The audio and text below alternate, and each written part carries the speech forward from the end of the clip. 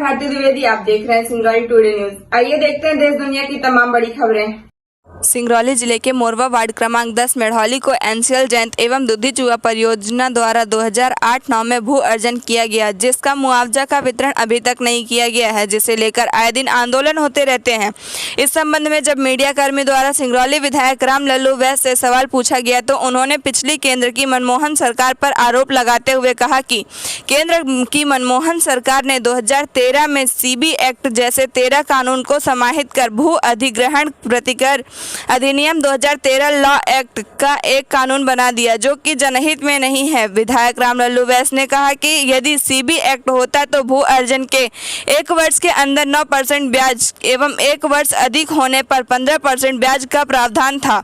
श्री विधायक ने एनसीएल पर आरोप लगाते हुए कहा कि मेढ़ौली वार्ड क्रमांक 10 को दुधी चूहा एवं जयंत परियोजना द्वारा अधिग्रहित किया गया है, जिसके मुआवजे में काफी डिफरेंस है। उन्होंने बताया कि दुधी चूहा परियोजना में प्रति हेक्टेयर 10 लाख, वहीं जयंत परियोजना में प्रति हेक्टेयर 53 लाख दिया गया है। साथ ही विधायक द्वारा भी यह कहा गया कि रेलवे द्वारा जो भी भू अर्जित किए जा रहे हैं उन्हें 12% ब्याज दिया जा रहा है, जबकि एनसीएल द्वारा ब्याज न देकर मूलधन में कटौती की जा रही है। यह अन्याय है। विधायक ने यह भी कहा कि अगर सही तरीके से मुआवजे का वितरण नहीं होगा तो इसके विरोध में उग्र आंदोलन किया जाएगा। हमारे YouTube चैनल को लाइक करें, सब्सक्राइब करें तथा बेल आइकन का बटन दबाना ना भूलें। विधायक जी, मेढ़ौली 2011-12 में भू अधिग्रहित किया गया था, 8-9 में उसका अभी तक मुआवजे का वितरण सही तरीके से नहीं हुआ है। इसके पहले भी एक आंदोलन हुआ था जिसमें आप विस्थापितों के समर्थन में गए हुए थे, लेकिन अभी तक कोई सुनवाई नहीं हुई, जिसको लेकर 1 हफ्ता हो गया लगभग सत्येंद्र साहू विस्थापितों को लेकर आंदोलन पर उतरा हुआ है। इसका निराकरण हो सके, इसके लिए आपके द्वारा क्या प्रयास किया जाए? जयंत विस्तार में ग्राम मेढ़ौली के भूमि का अर्जन किया गया। इसका धारा 4 में सीबी एक्ट के तहत अर्जन की कार्रवाई प्रारंभ हुई। धारा 20 अक्टूबर 2011 को धारा 9 का नोटिफिकेशन। इसके पश्चात मकानों का, ज़मीनों का मुआवजा बनाना शुरू हुआ। ज़मीन के कलेक्टर गाइडलाइन के आधार पर दुधी चूहा में एक तो छल किए इन लोग कि 10 लाख रुपये हेक्टेयर दिए, जबकि 10 नंबर वार्ड ही मेढ़ौली जयंत विस्तार में 52-53 लाख रुपया हेक्टेयर ज़मीन का विथ ब्याज के साथ निर्धारित किया गया। ज़मीन का मुआवजा दिया गया। अभी शेष बढ़ोतरी राशि अभी भी शेष है। मकानों का कंपनसेशन जो बना उसकी स्वीकृति कोयला मंत्रालय 12/6/17 को प्रदान की, तब उसमें ब्याज सहित बनाया गया था। किंतु आज एनसीएल प्रबंधन लॉ एक्ट 2013 का हवाला देते हुए